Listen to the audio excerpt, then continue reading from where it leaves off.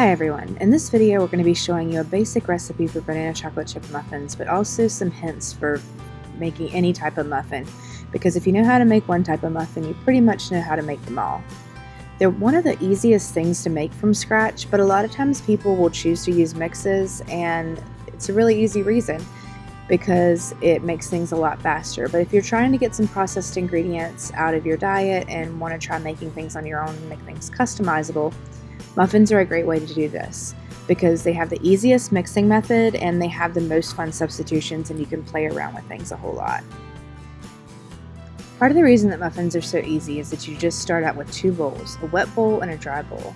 So for this recipe, in the wet bowl we have eggs, we have oil, we have Greek yogurt, we have some bananas, and the bananas are going to be mashed up. And this can also include things like milk, water, sugar, things like syrups or molasses.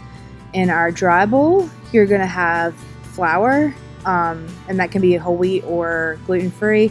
Sugar, baking soda is usually included, or baking powder. Sometimes both are going to be in there. And then usually you're going to have salt, even if it is a sweet recipe, because that is going to enhance the flavor a little bit and bring things out. This can also include things like spices, some cornmeal recipes or quick breads, cocoa powder, and oats can be in there as well. So the first thing you're going to do is take all of your dry ingredients and you're going to combine those together and mix them up. And so the reason you want to do this is that you want to mix them up before you add the wet, because once you add that wet stuff in there, it's going to start making gluten, which is going to make it tough. So our dry ingredients are 3.5 cups of flour and 1.5 cups of sugar, 2 teaspoons of baking powder, and a half teaspoon of salt. And you can sub whole wheat or gluten-free in this case without a whole lot of issues. Typically in recipes you can't substitute out those kind of things, but in the muffin method it's not as big a deal because it's a less complicated method. In other methods the substitutions rarely are going to work. So you're going to mix this to combine. Once you add those wet ingredients, like I mentioned earlier, you are going to be developing gluten, which is the protein in there. And so once that gluten develops, it's going to get tough. And so make sure that all that is combined before we add our wet ingredients.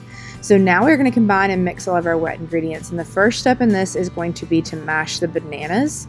And what I found is that it's a little bit easier to do this in a smaller bowl because you're not chasing it around the bowl. And then using a whisk to do that works as well. You can also use a fork if you don't have a whisk that the tines are not close together. But any way that you can get the bananas mashed is going to work. And you are mashing up 2 bananas. Then you are going to add your remaining wet ingredients into the bowl and then whisk those to combine. And it's okay if you have a few little banana chunks, that'll just add to the flavor.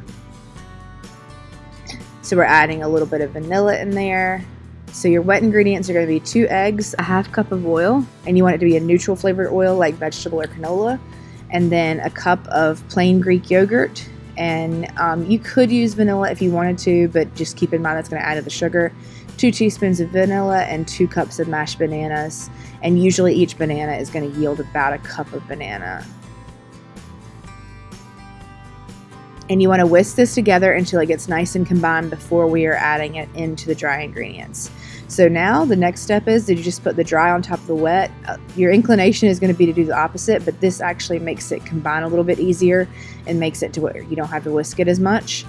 And you can at this point switch to a wooden spoon or something else if you are finding that your batter is a little bit too thick.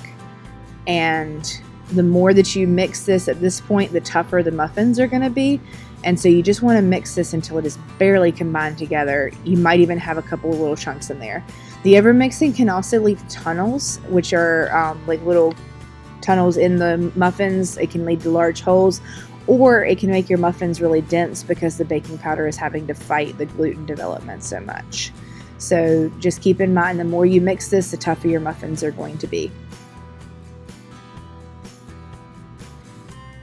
So then you are going to add in chocolate chips. In any recipe that you are doing chunks of stuff, like chunks of fruit or something, you want to toss things like blueberries or any chunks like that in flour first, and that's going to keep them from sinking to the bottom. So after you've got your batter together, you're going to make your crumble topping, which is half a cup of flour, a half a cup of sugar. You can use brown sugar if you'd like, and then a teaspoon of cinnamon. And then you are going to work in a 1/4 cup of softened butter.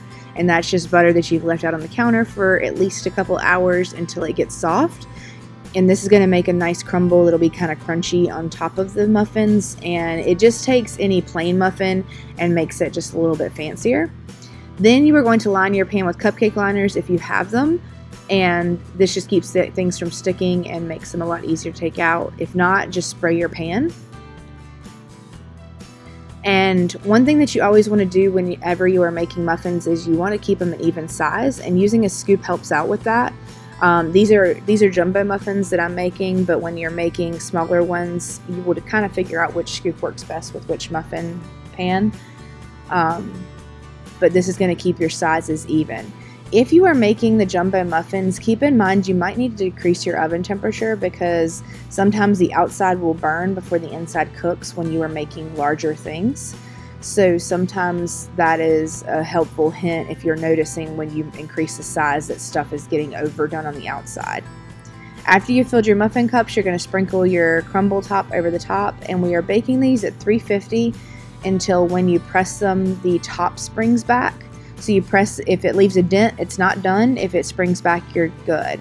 You do not want to use the toothpick test for this because if you use the toothpick test, your muffins are going to be pretty dry. That means that they're going to be overdone. And so a lot of people swear by the toothpick test, but that is the reason why a lot of people's muffins and cupcakes and things like that tend to be dry. So this muffin ends up being really easy. The Greek yogurt adds a little bit of extra protein, and it ends up being an awesome breakfast muffin for any occasion. Thank you so much for watching, and don't forget to like, comment, and subscribe. Subscribing helps out our channel a whole lot, and we will see you next time.